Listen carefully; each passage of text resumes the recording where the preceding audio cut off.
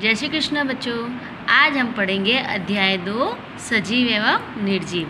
सबसे पहले मैं आप लोगों को ये बताऊंगी कि सजीव और निर्जीव क्या होते हैं। जैसे ही नाम से आपको पता चलता है सजीव जिसमें जीव होता है, वह वस्तुएं जो गति करते हैं, वृद्धि करते हैं यानी बढ़ते हैं और भोजन करते हैं, और निर्जीव जिसमें जीव नहीं होता, जो किसी बिना सहायता से एक जगह से दूसरे जगह पर नहीं जा सकते, वो होते हैं निर्जीव। हम सब जानते हैं कि हमारे चारों ओर अनेक प्रकार की वस्तुएं होती हैं। इनकी आकृति और आकार भी भिन्न भिन्न होता है।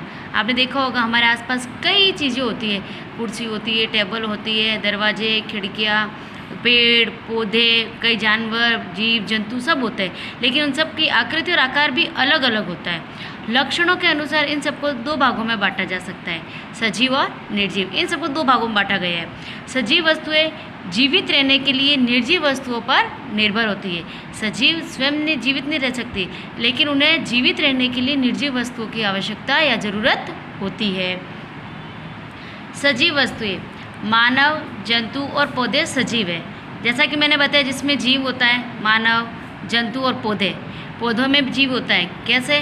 पौधे गति करते हैं, वृद्धि करते हैं, पौधे बड़े होकर पेड़ बनते हैं। इसमें कुछ विशेष गुण होते हैं जो इन्हें निर्जीव वस्तुओं से अलग करते हैं। सभी सजीव जीवित रहने के लिए श्वास लेते हैं। मनुष्य, जंतु, पौधे श्वास छोड़ने में कार्बन डाइऑक्साइड बाहर निकालते हैं। हमें भी जीवित रहने के लिए श्वास की आवश्यकता होती है। हम श्वास जब छोड़ते हैं तो वह कार्बन डाइऑक्साइड होती है। सजीव विभिन्न अंगों की सहायता से श्वास लेते हैं। सभी मनुष्य और कुछ जंतु फेफड़ों के द्वारा श्वास लेते हैं। जलीय जंतु जो जल में रहते हैं, पानी में रहते हैं, जैसे मछलियाँ अपने गलफड़ों के द्वारा श्वास लेती है, और मेंढक अपने नमी युक्त त्वचा के द्वारा, त्वचा का अर्थ होता है चमड़ी, और उस चमड़ी के द्वारा श्वास लेते हैं। पक्षी अपने चोंच के सूक्ष्म छिद्रों द्वारा श्वास लेते हैं। पक्षियों की जो चोंच होती है उसके अंदर छोटे से छिद्र यानी छेद, और सूक्ष्म यानी छोटे से छेद के द्वारा श्वास लेते हैं। कीट अपने शरीर में बने सूक्ष्म छिद्रों द्वारा श्वास लेते हैं, जिन्हें श्वास रंध्र कहते हैं। पौधे सूक्ष्म छिद्रों द्वारा श्वास लेते हैं, जिन्हें रंध्र कहा जाता है।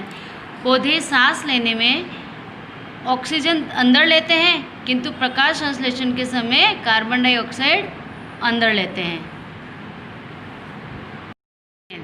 सभी सजीव वस्तुएं गति करती है या अपनी स्थिति बदलती है। मनुष्य और जंतु गति करते हैं, जबकि पौधा अपनी स्थिति बदलता है। पौधा छोटा होता है, फिर बड़ा होकर धीरे धीरे पेड़ बन जाता है। मनुष्य चलता है, ये भोजन की तलाश में, कार्य के लिए और अन्य उद्देश्य हेतु एक जगह से दूसरी जगह पर गति करते हैं। मनुष्य भोजन की तलाश में जाता है, कार्य करने के लिए जाता है। आप भी विद्यालय पढ़ने आते हो तो आप भी सजीव हो। जंतु भोजन की तलाश में एक स्थान से दूसरे स्थान पर गति करते हैं। सजीव वस्तुएं वृद्धि करती है। सभी सजीव वस्तु लगातार वृद्धि करती रहती है। एक बच्चा लड़का बन जाता है, लड़के के बाद आदमी, और निरंतर वृद्धि करता हुआ बूढ़ा आदमी बन जाता है। पौधे पूरे जीवन लगातार वृद्धि करते हैं, धीरे धीरे बड़े होते हैं। सजीव वस्तुएं प्रजनन करती है। बस सजीव वस्तुएं अपने वंश को बनाए रखने के लिए बच्चों को जन्म देती है, इसे प्रजनन कहते हैं। मनुष्य और जीव जंतु बच्चों को जन्म देते हैं। उदाहरण के लिए गाय बछड़े को, शेरनी शावक को जन्म देती है। इसी प्रकार बच्चों, मैंने आपको बता दिया सजीव और निर्जीव क्या होते हैं। सजीव गति करते हैं, वृद्धि करते हैं, अपनी स्थिति बदलते हैं, और निर्जीव अपनी स्थिति बिल्कुल नहीं बदलते, और पेड़ पौधे सजीवों में आते हैं।